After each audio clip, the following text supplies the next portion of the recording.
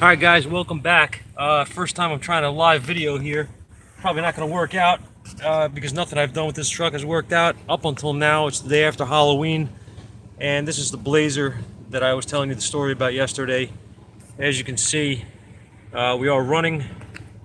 You can't feel it, but we have heat, and we have no lights on, we have no codes. I just pulled the Tech 2 off this thing, and so far we're looking like it's going to be all right. I've tried this thing throughout the day today since I got here this morning.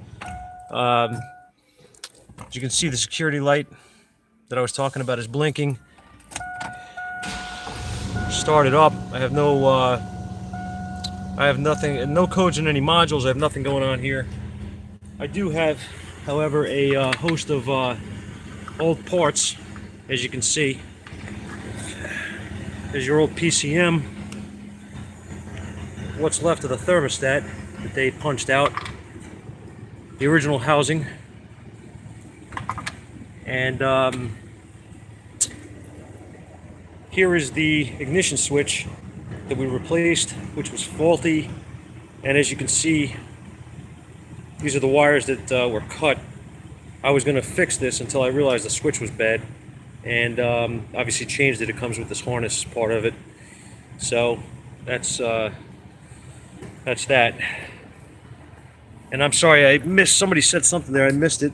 Sorry about that. I can't really see how to pull up anything here on my device. If you guys got any questions, ask. I'll be happy to answer them.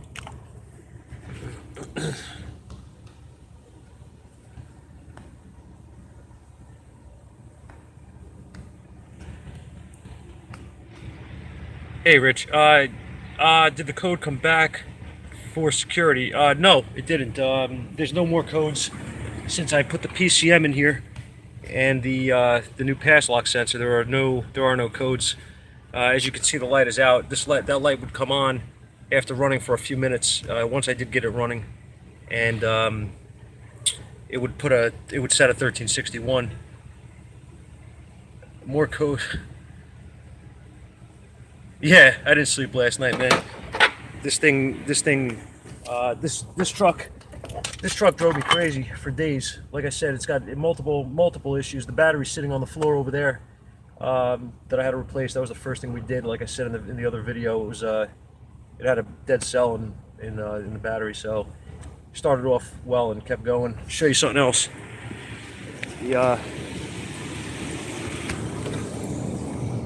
Turn this wheel.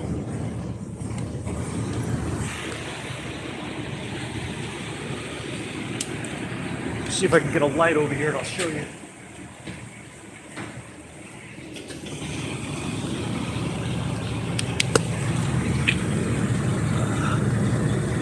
I think the tire spun on me. I got a jack under this thing. As you can see, fighting a flat tire on top of everything else, so I can't find it now. They did plug the sidewall in this thing, which another genius move.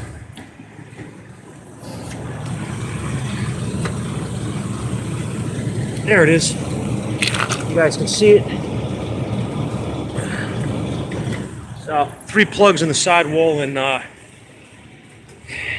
you know, it's the way to do it. So it was pretty good. Like I said, it worked out. Everything's good now except for a flat tire.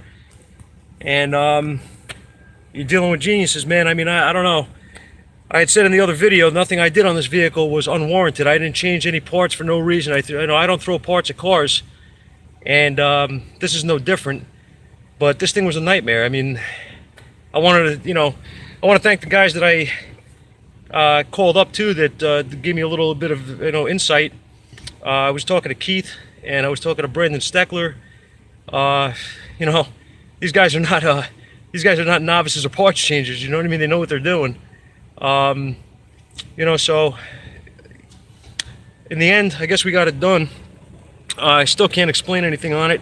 Still don't understand the data that I'm getting with the pass lock sensor. It's a fixed voltage. Like I said, it's 2.5 volts on this one. It's from the dealer. And if it's plugged in, it's 2.5 volts. So It was able to learn the key. It works. So that's it. I just wanted to do a quick video to show you guys updated that it is working, and hopefully it's going to be going home soon and getting out of my life, hopefully forever. I don't ever want to see this truck again. Yeah, but an 88 Trans Am, Rich had a VAT system. That was a different type of system than this. That had a resistor. Basically, they used to call it a chip on the key. That was actually a resistor that would read a specific resistance, and it went down to it was a 2-wire system. This is different. This is actually this system here is a 3-wire sensor. This is you got a power 12-volt wire, you got a ground on the orange and black, and then the yellow is the signal. And this goes to the BCM. This is a different system. So I mean, I get what you're saying though. They used to drive people crazy years ago when they didn't know how to work on them. But a lot of guys years ago would take those. They would take those things when they had a problem. The wires would break up in the column, and what they would do is they would just put a fixed resistor in the system. After reading the key, the resistance in the key, they'd match it, and it basically bypassed the system that way. It worked fine. This system doesn't work that way, or maybe it does. I don't know. At this point, I don't even know. So that's where we are. Like I said, I just wanted to update you guys, and I wanted to try this live thing out. I keep seeing these guys doing it.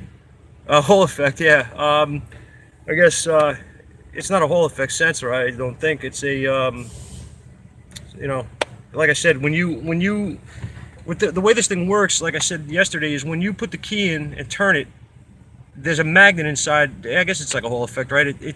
When that magnet passes the other magnet in the housing, it changes the video. So it changes the video. Guys, you guys are killing me. It changes the voltage. It's actually a voltage reading that you're going to get from 5 volts down to whatever it is. They're all different. So that's it. And like I said, this is a specified right now. 2.5 volts is what it reads on that yellow wire, and it doesn't matter what the key is doing, you know, position wise. And it worked. It somehow works. I don't know.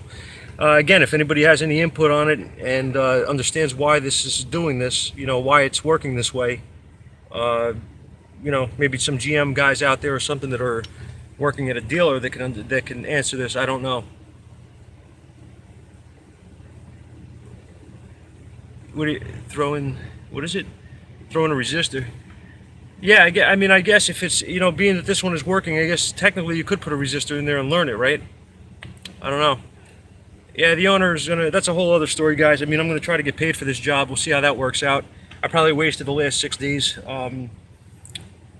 So they don't know what you're up against. And I've been seeing that stuff too on the forums.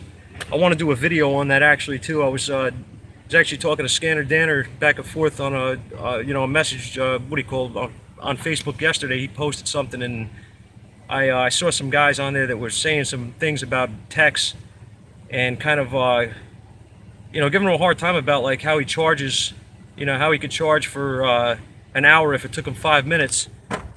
Well, I'll tell you what, you're paying for knowledge. Aside from the fact that you're paying for overhead that we have, thousands and thousands of dollars in equipment a year, and this is not a joke. I mean, one scan tool is $4 grand. You know what I mean? Some scan tools are more. That's just one aspect of the scan tool. You need other stuff too, obviously. Here's a shot of my toolbox over there. So, and that's not really a big box by today's standards. It's full, and I need more room. So there's a lot to talk about with that whole subject, and I'm going to do a video on it, I think, as well. I think Paul said he was going to as well.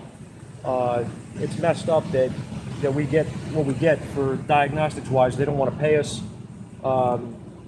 Yet they'll go to AutoZone and have a place like that will check it for free. We know how that works out. So see how it is. It's nice and warm out.